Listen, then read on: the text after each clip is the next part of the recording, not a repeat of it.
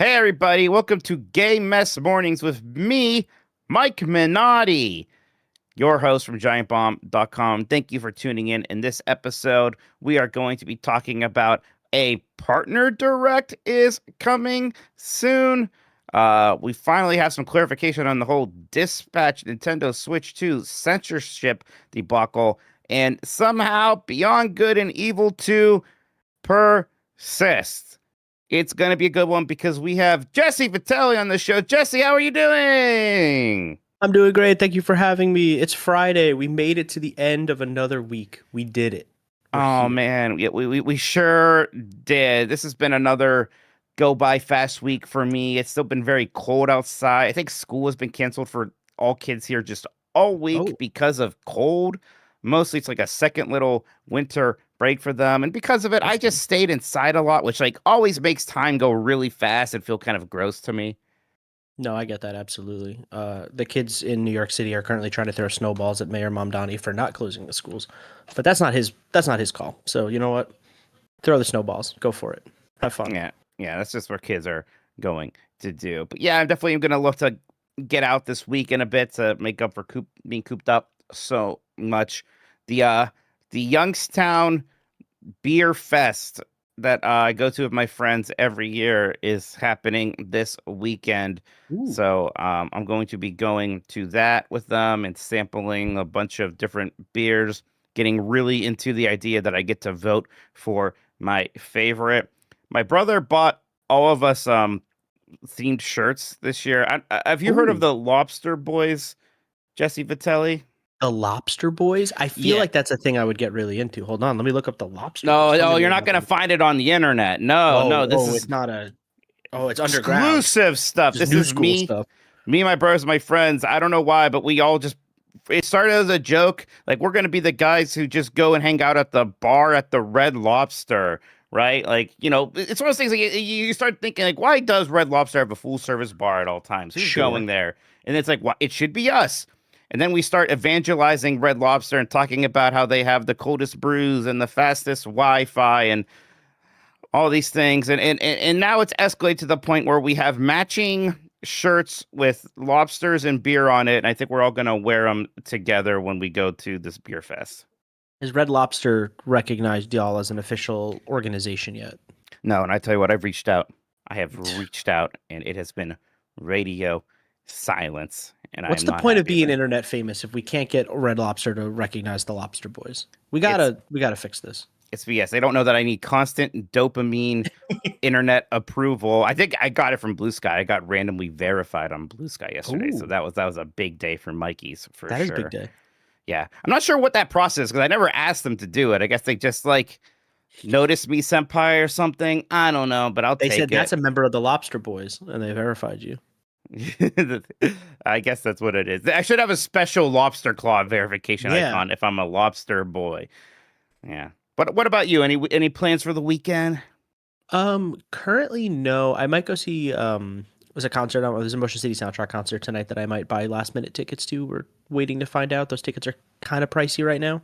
So I'm gonna wait till like an hour before to see if the price goes down just enough where I'm like, okay, I can go now. But other than that, no, it's like last week we had the snowstorm and now the snow's in a really gross spot where it's like piled up on the sidewalks and it's like New York City dirty gross snow. Yeah. And it's like dog pee and like it's impossible to cross the street because everything's blocked off with all the snow. So it's like, I don't really want to go outside this weekend if I don't have to. I might just play some video games. Are these the gross, slushy, ugly snowballs that they're throwing too? Yeah. Yeah, it's all dirty and yellow and discolored and sitting on the. Ooh, it's so gross, and everyone's got to trudge through it because like you're just trying to cross the street and it's like there's no other way. We just gotta climb over it. Oh my god, it sounds kind of beautiful to me in some weird way. In a weird way, it's beautiful.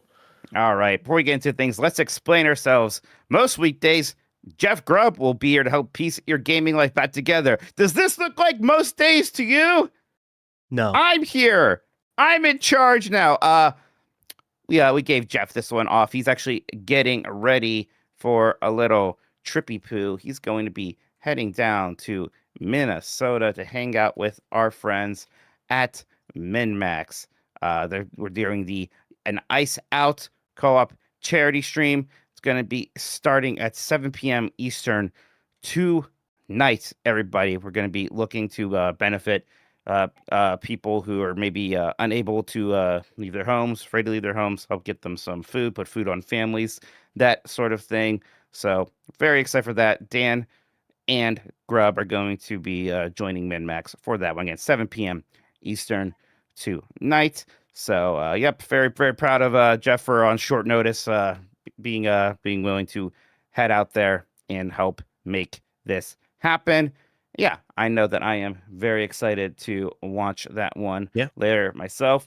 Jess, I know you were doing some fundraising yourself recently. I think you were playing some Resident Evil 6. Yeah, we me and one Michael Hyam have started our playthrough of Resident Evil 6, Leon's campaign specifically, because we were like, it started out as like, oh, we should play Resident Evil 6 and play Leon's campaign because Village is obviously coming out at the end of February. And then all of the ice stuff started happening, really ramping up in Minnesota. And we were like, we should like use this as a vehicle to raise money. And so we started the campaign last Sunday, and I actually think we're going to continue it this Sunday.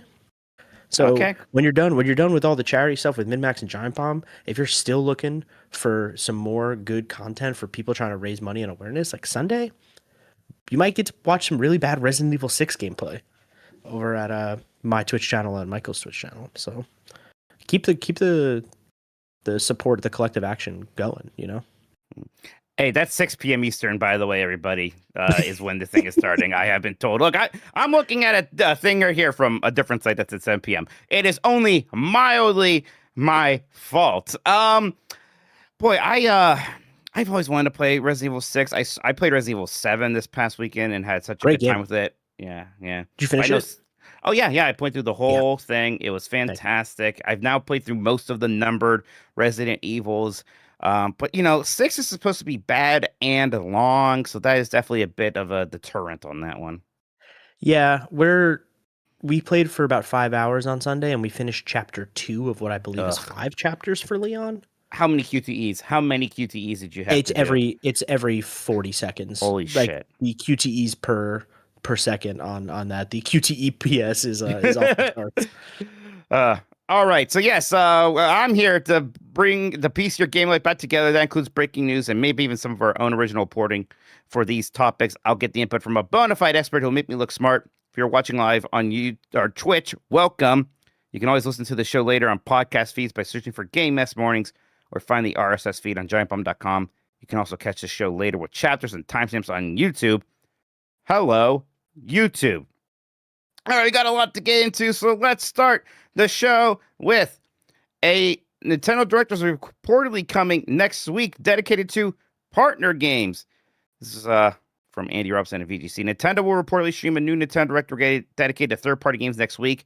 That's according to Nate the Hate and Game Explain, who claim a Nintendo Partner Direct will take place on Thursday, February 5th. This matches what VGC has heard from our own sources. Partner Direct is Nintendo's digital showcase for third-party titles scheduled for release on Switch and Switch 2, rather than games Nintendo currently has in development at its own studios. Nintendo held a Partner Direct last July, which featured games like Final Fantasy Tactics, Monster Hunter Stories 3, Hyrule Warriors Age of Imprisonment, Star Wars Outlaws, Octopath Traveler 0, and more. As Switch 2 enters the second half of its first year, many players are anticipating major third-party game announcements. Games already confirmed for Switch 2 include Elden Ring, 007 First Light, Indiana Jones and the Great Circle, and From Software's The Dusk Bloods. This makes sense. I know a lot of people are hoping for a straight-up Nintendo Direct with more Nintendo games being announced. Although when you look at the calendar, there are a lot of Nintendo first-party games already coming. Tomodachi Life, which just had its own mini Direct, Mario, Tennis, and things kind of a little bit further in the future, even like Fire Emblem. But I think everybody's still trying to see what's like the really big game this year. Like, is there a new 3D Mario or new Smash Brothers, or what's the big thing? Or is that just Pokemon Gen 10, which we'll hear about on Pokemon Day here, which isn't super far away. But yeah, Jesse, are you believing this reporting? And I suppose, what are you hoping to see at a partner direct? I feel like enough people have come out to say, like, Yeah, this is happening. That I don't know if the date is right, but like it feels about right for a partner showcase. My favorite thing about Nintendo is like for all the years we've been trying to figure out like, oh well, they do this thing on a schedule. They always have a February direct. They always have a September direct. It's like we're always guessing, right? It's always in the dark. We're always just like trying to figure it out. And then like a lot of leakers come out and they're like, oh yeah, I got the scoop. And then it's always like 90% right. There's always like Right. we're mostly there. So I believe there's a partner direct. Yeah, I have no reason to not believe it. But like you said, Nintendo has a pretty strong slate the first part of this year. It's like Pokemon Pocopia, Mario Tennis, um, what was the one we were just Tomodachi Life, Hmm. that Yoshi and the Mysterious Book. The Yoshi game, Um, right? I always keep like forgetting like about that one. they have like this Super Mario Wonder Nintendo Switch 2 edition or whatever. Like they've got a lot of stuff coming out. Virtual Boy, um, Of course, who could how forget? could you forget? And so I think a partner showcase makes sense to sort of round out the rest of the roster for like this first half of the year. Because you have some pretty big ports like on the way, like obviously like Resident Evil's coming to Switch 2 and stuff like that. But um, Yeah, and yeah, it's I don't not know what I like impossible want. that, Nintendo games of a sort could still show up here. Like, like this said, Hyrule Warriors was at the last one. So there Yeah, could still be Nintendo properties if they're being made by other, a third more party. third-party studios. Yeah. Yeah, I think Duskbloods is maybe the biggest thing because Hmm. that's still the biggest question mark we have. It was something that was shown last year at the almost a year ago. Was it April? Beginning of April's when that got shown off. So we're Yeah. approaching it. Like it's time to see more of that game. Yeah. I feel like it was part of like the big Switch 2 Direct, Yeah, in fact. And I still have a ton of questions on what that game is actually. Miyazaki himself is working on this one. It looks like Bloodborne, but they're emphasizing the multiplayer, the PvP element of it, which for me that's not really what I come to those games for, so I'm a little wary of it. But yeah, I definitely don't want to discount FromSoft. I don't want to discount Miyazaki, so I'm curious to see more. There's also the Elden Ring port, which was supposed to come out last oh year. yeah. People looked at it, they got previews, and apparently it looked awful. So I'm really curious about the ability of them to get that thing into decent shape. I do like that they kind of got ahead of it though, and they called it the Tarnished Edition from like the get go. Like we already knew it was going to be kind of a bunk port. Like they kind of were pretty upfront about that. They were like, yeah, this is the Tarnished Edition. It's not going to be great. And then from software, I would also just like to see a Switch 2 update for Dark Souls. I'd like to see that game running at 60 frames per second on there. That would be There's a nice. lot of games, obviously, that I would like to see get that treatment. But yeah, 007 First Light. I'm curious what that's going to look like on here. Same thing with Indiana Jones and the Great Circle. We've seen some really good Switch 2 ports, like the recent Final Fantasy VII remake. Then we've seen bafflingly bad ones like Skyrim. Somehow Skyrim's Switch 2 version doesn't look good. So it seems like Interesting. it's all over the place. So I'm still not at a point yet where you just tell me you're making a Switch 2 version and I automatically believe it's going to be good.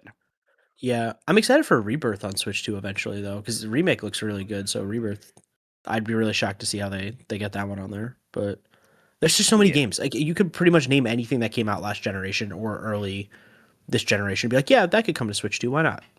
Yeah. I mean, Um, one of them was I always thought Baldur's Gate 3, right? And then, oh there's yeah, some sure. behind the scenes drama on why that might not happen.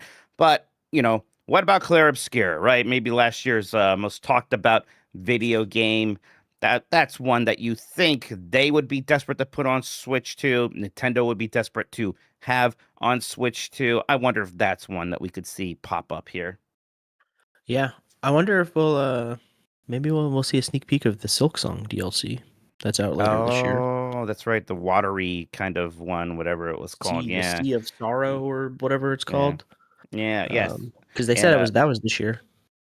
I would be super excited about that. A lot of people try to bring up Metaphor Fantasia. We did have Oh yeah, Persona 3 Reload P3. show up on Switch already. And of course there's all these Resident Evil games, right? Resident Evil Requiem is coming out on launch day on Switch 2, along with ports of 7 and 8. That still leaves out Resident Evil 2, 3, and 4 remakes. So maybe Oh, we can see for sure. native versions of those announced at least for Switch 2. Give us an idea that those are coming later. Um, But yeah, with Nate the Hate Game Explained and also VGC kind of all saying that this is happening, I'm pretty inclined to believe it. So Yeah. yeah, I'm going to be excited for this. And yeah, and I'll get my hopes up for some like real exciting thing. Like yeah, like someone Fire in chat said Castlevania Konami. Yeah, finally show me what that is. Make that a real Nintendo-y looking thing, and I'll be super stoked for it. All right. Nintendo comments on dispatches Nintendo Switch 2 censorship. This is from Jordan Miller at VGC. Earlier this week, Dispatch, the episodic narrative adventure game by Ad Hoc Studio, set up by veteran developers from Telltale Games, Ubisoft, and Night School Studio, was released on Nintendo Switch and Nintendo Switch 2. In a statement shared with Go Nintendo, the publisher claimed that Nintendo itself doesn't make changes to game content and that development partners are fully aware of platform restrictions. Here's the quote here from Nintendo. Nintendo requires all games on its platforms to receive ratings from independent organizations and to meet our established content and platform guides. While we inform partners when the titles don't meet our guidelines, Nintendo does not make changes to partner content. We also do not discuss specific content or the criteria used in making these determinations. Jesse, a lot of people are thinking that the kind of the message from this is that these were ad hocs decisions to sort of reach certain criteria for either different countries' censorship or to get specific ratings in other places, and they did not do what say the Cyberpunk people did, where you can kind of release different versions of the game for different markets to reach different ratings things. Here they kind of have one version of the game, and they wanted to make sure it complied with maybe the lowest common denominator here, at least when it comes to rating. I think this is a strange move for this game, a game which I'm not going to say about many games. This is a game where I think that the nipples and the penises are pretty important. Yeah, I only played the first chapter of Dispatch, but even that like opening scene, it felt like, oh, this is kind of like what this game is, its tone, its like vibe, it's like what it sort of like its whole aesthetic is sort of built around this idea of like kind of crude and lewd superheroes, right? And I feel like if you take a lot of that away, it kind of changes like what that game is trying, like the statement that game is trying to make. Yeah, and there are some like games where like if you put like the little censorship bar, I think it just plays as well. It's maybe even funnier. Yeah. This is a game where it's just the fact that you do just see that stuff is kind of part of the, I don't know if I want to say grittiness of it, but there's a casualness to the game, right? Like this is the game that is going to talk about sex, and someone's gonna have a casual nip slip, and it's going to maybe actually be a sincere moment because of it. I would have no interest in playing this game in a censored format, and I'm shocked that they would even do that. And I see people are kind of reaching out for refunds, things like that. Gosh, there's got to be something here. I don't know if we need we need like a different release of the game, like the adult only version for certain markets, like Dispatch like the XXX. Yeah, like the NSO N64 M Plus, the separate app, right? Yeah, that sort of thing. You gotta launch into a separate Switch dashboard in which you can access Dispatch and like GoldenEye, and like then you're good. Right, yeah. So I don't know. I wonder if they're going to just leave this be, or if there's going to be something coming for this game that's going to change it up. It's so weird because like obviously rating boards all have very different criteria, and there's like we've seen over the years a lot of different things where like a decade ago Rainbow Six Siege was like taking casinos out of the game because they wanted to put the game in China, and that like changed one of the maps, and like there's all these different facets of video games, especially when you release them in different places or on different systems or whatever. And then you like look at the Switch eShop and it's like, here's hentai golf and like 700 sex games. And then they're like, Dispatch though, like you need to figure your stuff out because like you need this rating. And it's obviously different companies talking to each other and different criteria for different things, but it really is fascinating to see how that Switch shop operates.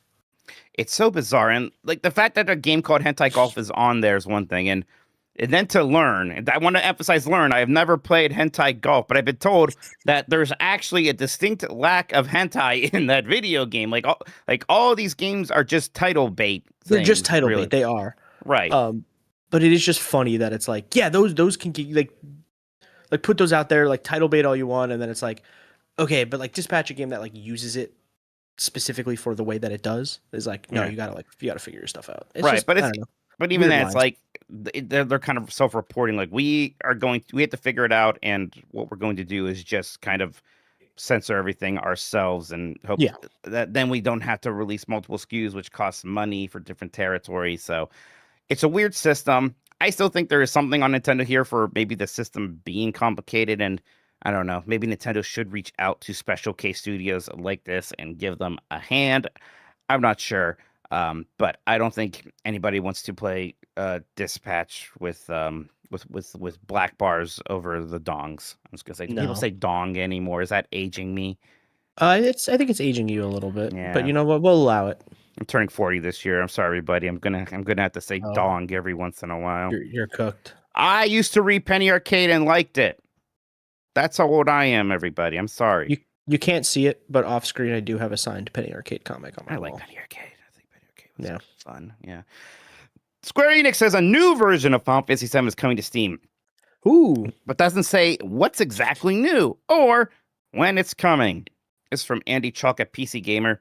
There's a new version of Final Fantasy VII coming to Steam to take place of the 2013 release. Everyone who owns the original can have it for free. And even better, they'll continue to have access to the old edition too. Might be curious what's new in this new version or when it'll be out, and I'm sorry to say I can't help. A message posted to the Final Fantasy VII account on X says the original Final Fantasy VII will be re-released on Steam to provide an improved gameplay experience and directs readers to an announcement on Steam for full details. And there definitely are more details, although calling it full is a stretch. The existing game will be renamed to Final Fantasy VII 2013 Edition when the new version launches. Existing owners will have access to both versions, but the original will no longer be available for purchase. Save data will not be compatible. 2013 saves won't work in the new release and vice versa. So if you want to jump into the new one, you'll be starting from scratch. Jesse, it's kind of fun to imagine what this could mean. What's this new version of Final Fantasy VII? I see a lot of people saying that it might simply just be, well, actually, after the Steam release, the version that came to consoles like Xbox One, PlayStation 4 had a few extra bells and whistles, like the ability to turn off saves and some fast forwarding, maybe.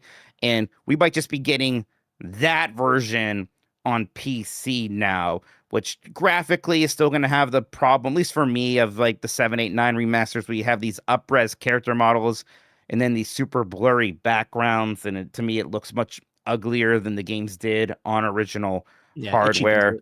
Yeah, I've never liked the look of the Steam games.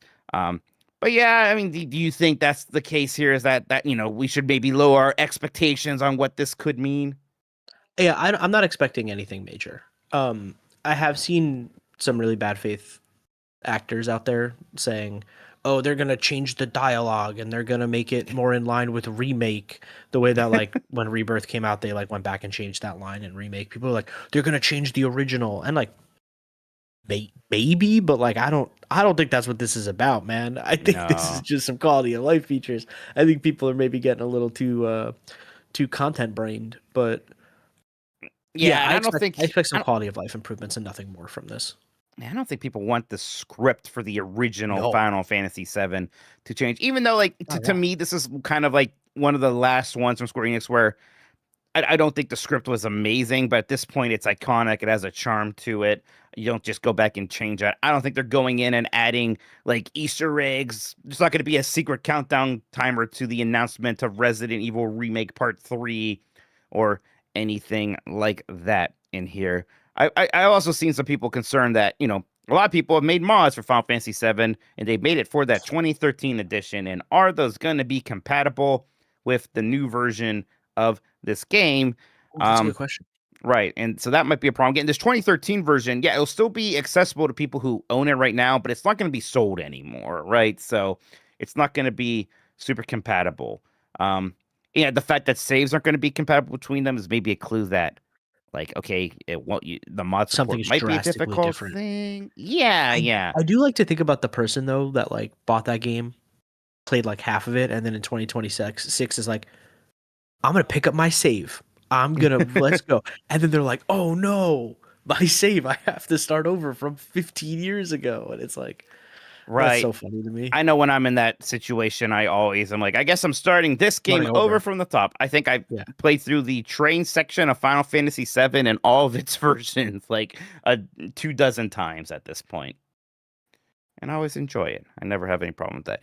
But boy, I mean, I don't know. I wish that a little bit more could be done. Even a mode that maybe some new filters that do just make it look more like the PlayStation. I don't mind the harder edges with a good CRT filter as opposed to Yeah. the kind of weird, the meme of a Squall in Final Fantasy VIII, and Renoa's like, "You're the most handsome guy here," and then they zoom in and he looks like shit. I like him looking like shit. That's how I want him to look like. I don't want that shit up res or anything like that. The backgrounds, I don't know. Those do get so weird when you make the games HD all of a When you try to sudden. stretch them, Yeah. It doesn't look good. They were not Yeah. meant for that. And fans have done some things there, like using, like maybe one of the few good uses of quote unquote AI. I don't know, where you can up-res the background assets at least, and that has sometimes looked pretty decent, at least in mods. But I don't know. We'll see. We have no date on this. We don't have any other details. It's just going to happen at some point, and I'll be curious to see. But boy, I am ready for Final Fantasy VII. Do you think we're getting that Final Fantasy VII Part 3 remake announcement soonish, by the end of the year? Maybe even much sooner than that, Jesse? Well, now that they have remake out of the way, I think that was like a big thing for them. It was like, we got to get remake on Switch and Xbox. We got to like do all that, and then we could start thinking about how we're going to market 3. I think if you see remake at this partner showcase and it has a date of this year, I don't think you hear Rebirth. If you hear the Rebirth Switch announcement at the partner showcase, I don't think we hear about Part 3 until after that is out. I think they want to get remake and Rebirth on everything, to have it all talked about, and then we'll see Part 3. Like, we'll hear something about it. So it's either going to be late this year or like very early next year. But I think it's going to be a while before we hear about Part 3. I'm really excited for it. I think generally everybody's been really positive on the first 2 parts. I know I have been. I think there's been some questions about the ending of Part 2. I think like how this all ends in Part 3 is ultimately how these games are going to be looked back on in the decades to fall, right? They kind of do, nail the landing on this. All right, everybody, let's take a quick break. We'll be right back. We'll talk about Beyond Good and Evil 2, right? Because we live in hell.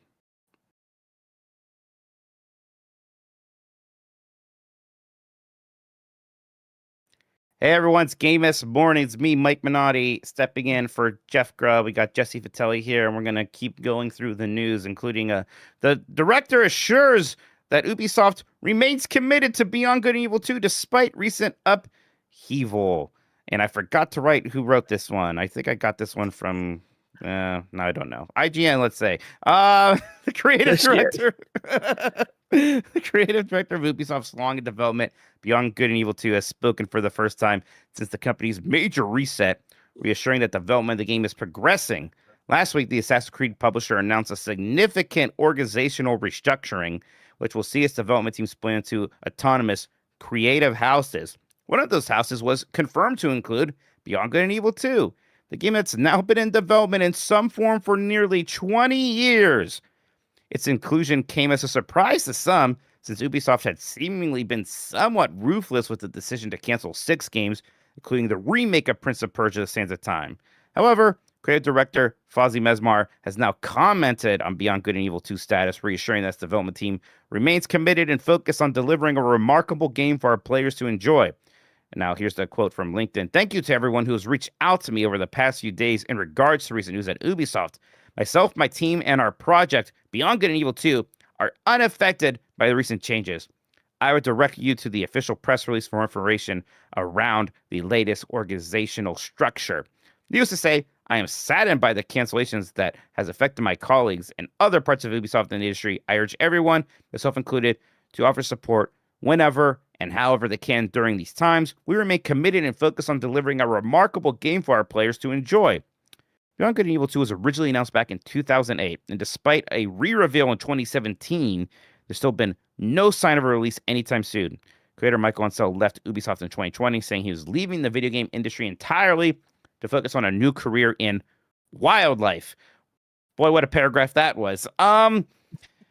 Boy, Beyond Good and Evil 2. Jesse, do you believe this is a video game you are ever going to play? No. I haven't believed it was a video game I was ever going to play from the moment they like re-showed it in like 2016 at E3. From that moment on, I was like, this is not real. You're just showing me like ideas y'all have had and like a bunch of like really good looking concept art and like some like small gameplay sections. And then you brought like Joseph Gordon-Levitt out and like I super didn't believe this game was never coming out. And so I don't believe you. I'm sorry. I just don't. It's so bizarre. By the way, this story is from Andy Robinson at VGC. Thank you very much, Andy. Yeah, because when they when that first reveal, it's just Beyond Good and Evil 2, right? And they show Jade, Yeah. they show the pig, and it's like the further adventures. I'm like, okay, that makes sense. And then when they re-revealed it, it's like it's a prequel, and it's now the most ambitious video game ever. Ever. And it's like the first one didn't sell very well. Why would you make that bet on this game? Beyond Good and Evil 2 should just be a kind of small scale Zelda like. That's what the first one was, and it was really neat. It was really pretty. They're blowing it out with the like most high budget CG like short films, right? Right. Like both of those E3 trailers were like long and like very involved. Right. And now they're like, it's a space pirate game where you can land on any planet and create any character that you want, and it's super dynamic and has the largest cities in any video game and user created art assets and all this stuff that there's no way. Look, even if this game hadn't been in development for 20 years or something, so there's already so much sunk money into it, there's no way this game is going to find some big audience and be a giant hit. It is a sequel to a game that is a darling of hardcore gamers. I like it a lot, but it never found an audience. Why is there any chance that this one is suddenly going to find some big audience?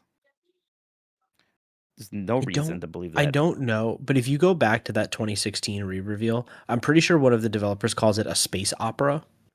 And I'm like, I don't think y'all know what this No, I think they've heard. I think they've just heard George Lucas call Star Wars that once, so they just thought that'd be a fun term to throw around. It's one of those things where it feels like this is like scope creep the game, where it's like they kept having ideas and they kept adding to it and they kept building it out, and now they like are trying to figure out what it is, and then like Ubisoft is going through all of this turmoil right now as a company and like making a lot of bad decisions, and this game has just sort of like been kicking around, and it might be like a sunk cost fallacy thing where they've just put so much time and money into it, they're like, this has to come out, we can't abandon this project. It is, yeah, it is shocking that I don't want anyone's game to be canceled. I don't want anybody to lose their job, of course. But it's just with everything that happens at Ubisoft recently, it is just surprising that like this game is the cockroach that just doesn't seem to ever go away. When that Beyond Good and Evil 1 remaster came out last year, the year before, they did add in Easter eggs teasing Beyond Good and Evil 2, and that was like another like, oh, that game is still really going to come out. And by the way, no one seemed to play that remaster. I did. I liked it. I heard no one else talk about it, right? So Yeah. I just don't know where the faith in this one is. Somebody very high up just must be really into the idea that this is the game and it's going to turn around all things. There's no way it comes out and is actually called Beyond Good and Evil 2. I gotta say that, right? Like at this point, do you really call this game Beyond Good and Evil 2? Right? You just call it Beyond Good and Evil, and you just live in a world where there's two of them. Yeah. I always like the Too Fast and Furious. Too good, too evil. Too good, too evil. Now we're talking. Also, it's a prequel, actually, right? And adult Jade does show up, maybe. God, there's that one. Yeah, there was that one trailer where it ends with her. It ended with adult Jade, and Paige the pig was like, "Oh my God, it is Jade." And by the way, as much as I liked Beyond Good and Evil 1, the game then has an awful ending where it turns out Jade has a super magical destiny. I'm like, great, very exciting stuff. When was the last time we saw this game? Was it 2017 or 2018? Like new Have we things. seen it pre-COVID or post-COVID? There were two. Oh, I don't think we've seen anything new about this game post-COVID. They've talked about it, and technically, there's the hints that they added in the remaster. In terms of like the last time is like, now let's talk about a real video game and show you some new assets, a trailer or gameplay that we showed. That has been a long time coming. Boy, I don't know. I worry about Ubisoft. I know a lot of this is of their own making, but they just employ so many people over there, and they're restructuring, which is ruthless, and I think the pain is going to continue. And I just don't know if I believe there is sunshine at the end of this tunnel. How about you, Jesse? No, and like I know I've been incredibly negative but during this segment about this game because I don't think it's real. But like at the end of the day, I do want this game to come out. I do want it to be good. Like this game looks, everything they've shown looks sick. I just don't believe it's a like playable video game. You know what I mean? I believe, yeah, exactly. And it's one of those games where you hear about it for years and then it goes away and then you hear about it again in like an earnings call or something, and it's like, what happened in the 10 years since we've seen this game again to now? And is it like we're running out of those games in this industry where it's like, oh, this game's been in development for so long and so many like we just had Metroid Prime 4, which was like almost a 10-year like development cycle. Like we're running out of those games, but Beyond Good and Evil 2 is one of those few that are left that kind of just keep kicking around. Yeah, a lot of these games that do feel like, oh, they're never going to happen, they somehow do happen. We did get Metroid Prime 4. Hollow Knight Silksong is now almost old news, right? After years and years and years of that's not a real video game. Now we got a Shenmue 3. We got a Shenmue 3. That happened. So, and look, a lot of people seem to think Half-Life 3 is on the table again. So everything happens eventually. So maybe something happens with this one, but I don't know if if they couldn't figure out how to remake Prince of Persia: The Sands of Time, right? How do you figure this out? I don't have much faith. All right, Nintendo issues correction over leaked Nintendo Switch Online GameCube games. This is from Chris Combandio at GameSpot. A Walmart advertisement showing 2 unannounced GameCube games coming to Nintendo Switch Online was actually a mistake from Nintendo itself. The 2 titles aren't planned for the service as of yet. After Walmart's Nintendo page displayed a graphic including Metroid Prime 2, Echoes, and Pikmin 2, a Nintendo of America spokesperson told IGN that it provided a retailer with an image of Nintendo GameCube Nintendo Classic titles that incorrectly included games that are not planned for release at this time. The image has since been removed. Okay, so not Walmart's fault. It was Nintendo who provided a wrong image. But where did this image come from, I suppose? Right? I mean, I guess first off, do you believe them? Do you think that like these games aren't somewhat imminent for GameCube NSO, and that's the part of the reason that they're on there, and it's not just a matter of like, oh, we put those on there before we announce them? I'm kind of in two minds of it, right? Because like I see the world in which like a freelance graphic design person or like just some design person at Nintendo was like, hey, we need these assets to go out to retailers. And they grabbed a bunch of stuff, and maybe they put something in there that they weren't supposed to. Like I could see the world in which like a chain of command just like misses something like this, and it makes it out because it happens all the time for other places. But also, it's Nintendo who's like very meticulous about these types of things and is very specific about the marketing materials that they put out. And so it's also like that image exists for a reason, and I just don't like it's in a drive somewhere. Because at some point those games will eventually make it to the system, right? Right. Because they're not like niche games. No, they're big GameCubes. Like, there's caveats to both of them. Like Pikmin 1 and 2 have already been released on Switch. They kind of got, ports. They aren't too different from ROMs, but they are enhanced in some ways. In Metroid Prime 2, everybody wants that game to be remastered like Metroid Prime 1 was. And, there were reports that had been done and they just aren't releasing it. So I think for a lot of people, just having a ROM of that game on GameCube NSO and being stuck with the old tank controls and not having, forget about the graphics of remaster. Maybe it's not going to look as good as that, but just the new control systems and some of the other quality of life stuff, that seems a little bit rough there. Have you been spending a lot of time with GameCube NSO? Almost zero. Mainly because I have a GameCube in my living room. But I have like 3 GameCubes in my. I'm a sicko. So I've been spending a lot of time playing like actual GameCube. But the Nintendo Switch offerings are good. They're drip feeding them. Like it feels slower than all of the other things that they've done, and maybe just because the catalog is so much smaller that they already have out. But it feels like before we got what was the most recent we just Fire Emblem. Fire Emblem. Before that, it was like that random Wario game, and then before that, it felt like it was forever. Yeah. Now wait a second. I'm a big Wario World defender. Okay, Wario World's a good game.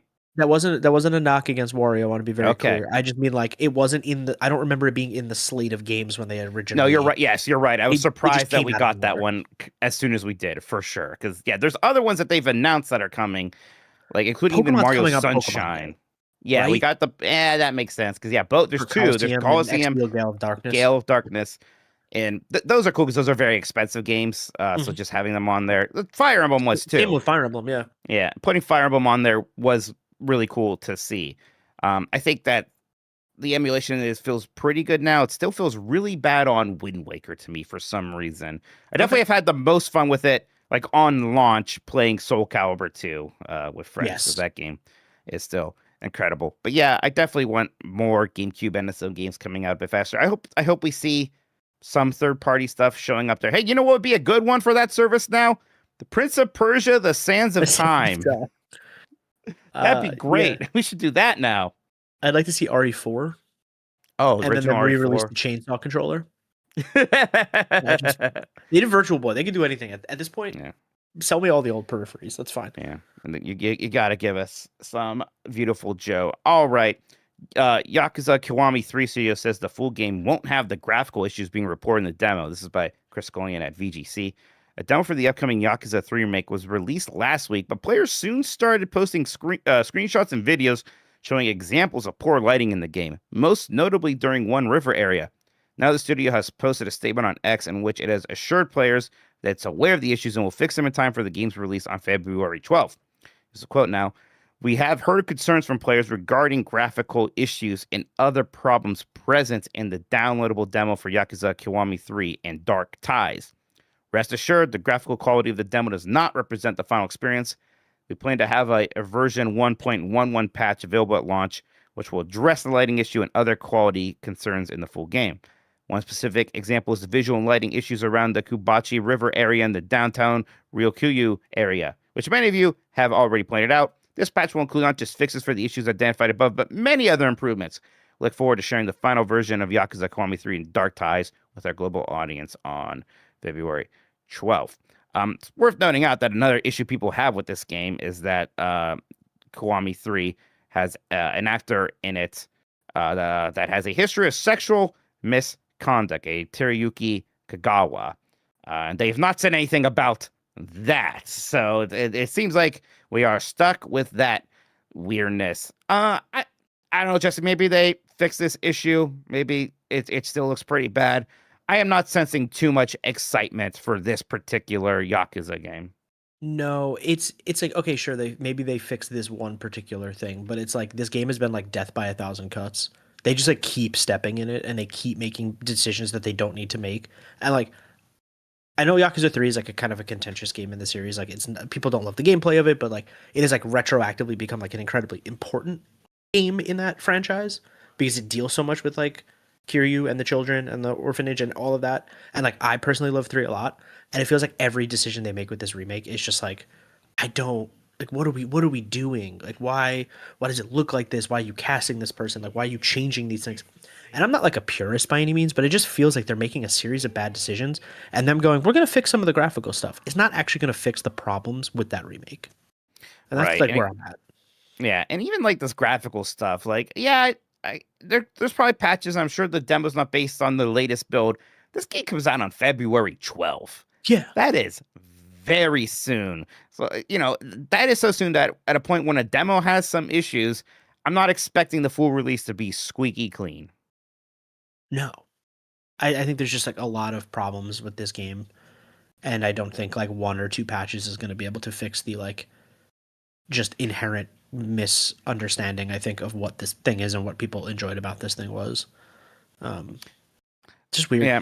It's fair because I'm someone who hasn't really jumped into the Yakuza series very much. And, someday I would like to, start with 0 and then work my way through the Kiwamis. But, yeah, I just, I don't want to be bummed out when I get to this one. Are you hopeful that they do continue, though? Again, someone doesn't know much. Is Yakuza 4 a beloved one that people are desperate to see a remake of?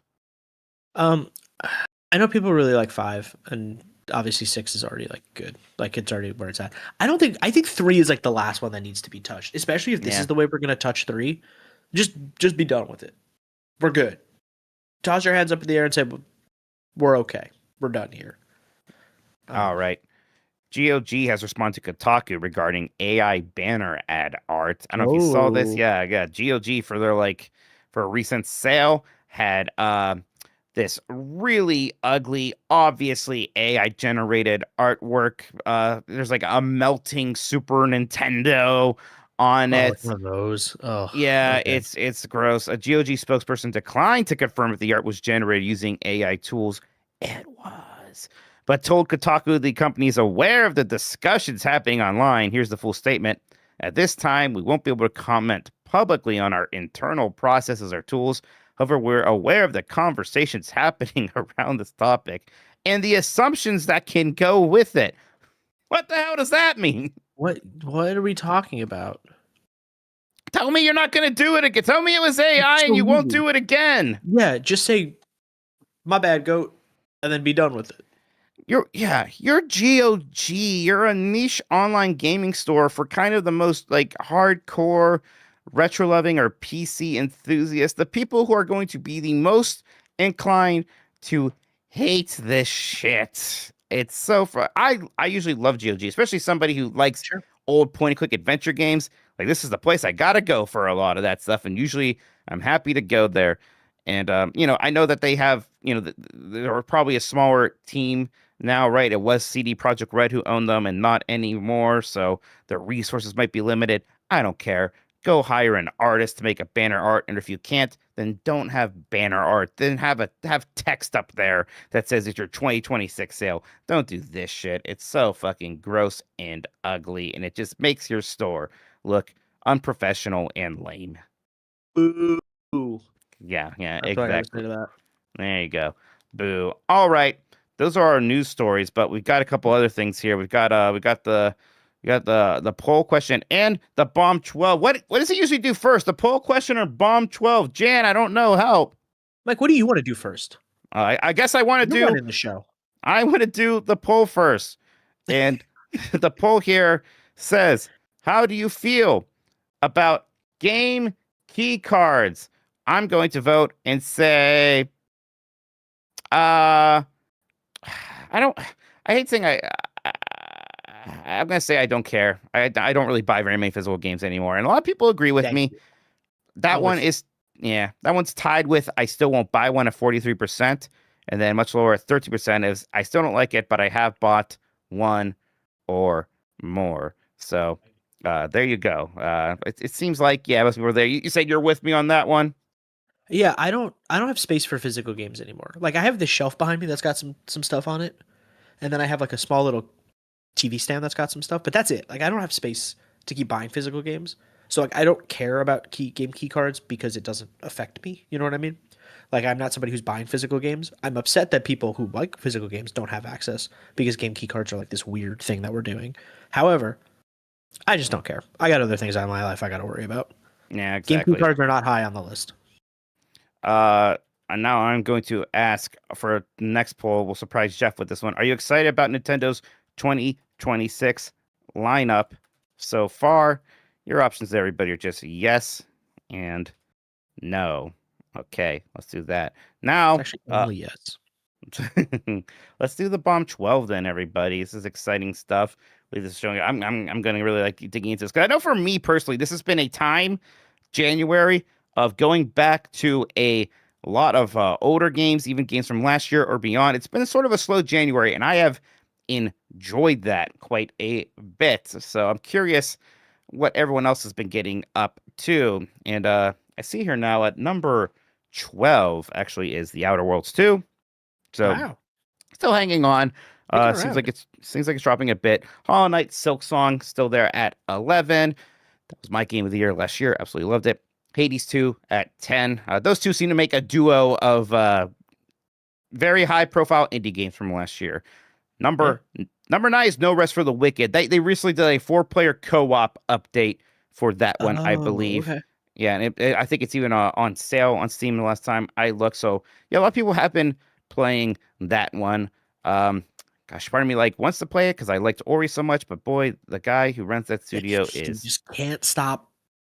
Shutting the fuck up is free, man. It's so free. He is insufferable. Gosuyote. Yeah, it makes sense. Another big release from last year that I think a lot of people are, getting to now or finishing up or spending more time with. One that I still feel bad about not having started yet. Clear Obscure Expedition 33. Obviously big game last year. People still playing that one. Gosh. 6 is Ark Knights Enfield. What? I think it's a gacha game. What is Ark Knights Enfield? Yes, And it is. I don't mean that derogatory. I think it is. It's like a. Is it a gacha deck builder? No, not a deck builder. That's the other one. What is it? Is it management sim? I think Gacha plus Factorio is what Chad is saying. Okay. Yeah, okay. All right then. Number 5 is High Guard, which hey, that is a showing for it. I'm curious. I'll be curious if it sticks around next week. Have you completely written off High Guard, Jesse? You think this game has a shot here? Or so I am currently in the midst of reviewing High Guard. And so I have to play more of it. I have played some of it because I've been busy with a different thing. I like what I've played. It feels like a good foundation, but that's what it feels like, which is a foundation for more. So I don't know if it's going to stick around short term, but they might. It feels like a game that's primed for in 4 months to have a sick update. That's here's so much more, and it's we have this really cool idea, and now we've expanded it out. That's what that feels like. Do you think it's a game that gets an update that's just now here's a more normal battle royale mode? Because I have to admit, there's part of me that's just I don't like this current game mode with the different phases, and I don't know it feels a little too structured to me right now. Yeah, it's very rigid in that way, where it's I wish there was more malleability between the phases, where it's okay, you can do this phase, or you can skip this phase and go straight into the other one by just finding the enemy team and just start fighting them and be done with it. But it is weird that it's 2 minutes.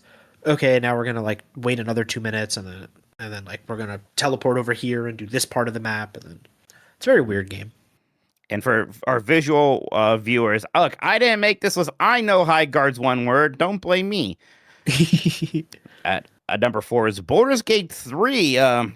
This game's always being played by a lot of people. I wonder why it popped off in the Bomb 12 again recently. I don't know if there's been a sale or some kind of update or something like that. Yeah. I mean, it's a good game. I like Baldur's Gate 3 a lot. All right, here's our top 3. 3 is Mio Memories in Orbit. This is the new Metroidvania. I know our own Chuck Towski likes this one a lot. I still plan to start it at some point. I am a big Metroidvania fan. Have you checked this one out at all, Jesse? Yeah, I played about the first 5 or 6 hours of it earlier this month, and I really enjoyed what I played. It was one of those games where I started to see, I see what this game is going to start asking of me, platforming wise and fighting wise, and I really was interested in all of that, but I just got sidetracked with other stuff. So I have a feeling this game is going to be the classic end of year. I'm going to say I want to get back to it, and I never actually get back around to it. But it will be the one that I am upset that I did not get back to. Number 2 is Deadlock. This is Valve's kind of shooter MOBA thing that isn't actually out yet. It's still in early access. Yeah, people have been talking about this one a lot more again recently. I believe we're going to be checking it out on UPF later today. Update. Yeah, see what the state of this one is. I'm excited to play some more Deadlock for sure. Visually, one of the coolest aesthetics a game has had in a long time. Yeah, it's a very pretty game. And then number 1 is Arc Raiders. People still playing a lot of Arc Raiders. I liked Arc Raiders fine when I played it. I don't personally feel a big pull to go back to it. Did you become an Arc Raiders sicko, Jesse? Arc Raiders was that multiplayer game that I played with my friends for 2 weeks when we had time in between other work responsibilities, and we got really into it and we had a lot of fun with it, and then haven't played it since. All right, everybody. That is the Bomb 12. These are the 12 games that you are all playing right now. Thank you so much for that. And boy, look at that, everybody. We did it. We did a game mess mornings. I feel good about that. Jesse Vitelli, thank you so much for hanging out with me. Anything you want to shout out or promote or talk about, go for it. Thank you. First of all, thank you for having me. Always a blast. We don't really get to chop it up all that much. So it was good. Yeah. It was good for the two of us to have a day. We own this Friday. This is us. Yeah, this is for us now. We claim this for the Italians and whatnot. Sorry, Grubb. Yeah, Grubb. Such a harsh Slavic name, probably. Grubb. Get out of here. But yeah, you can find me and my work over at restart.run. plenty of reviews, features, news. We got great social clips. If you follow us on Instagram and TikTok, we got a lot of stuff going on. Really happy with what the team's been up to so far in the new year. Obviously, go check out the Giant Bomb and Min Max Ice charity stream tonight at 6 p.m. Eastern, 5 p.m. Central. And then if you're vibing on Sunday, I think Michael Hyam and I will be continuing our Resident Evil 6 playthrough also to support the fight against ICE. Fantastic. I want to check in on that myself for sure.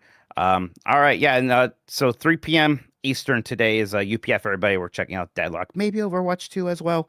We'll see. Just the state of some of these other games now that I'm kind of thinking about live service shooters again, thanks to High Guard. And yes, of course, as Jesse mentioned, the Ice Out charity stream with MinMax. That is tonight at 5 p.m. Central, 6 p.m.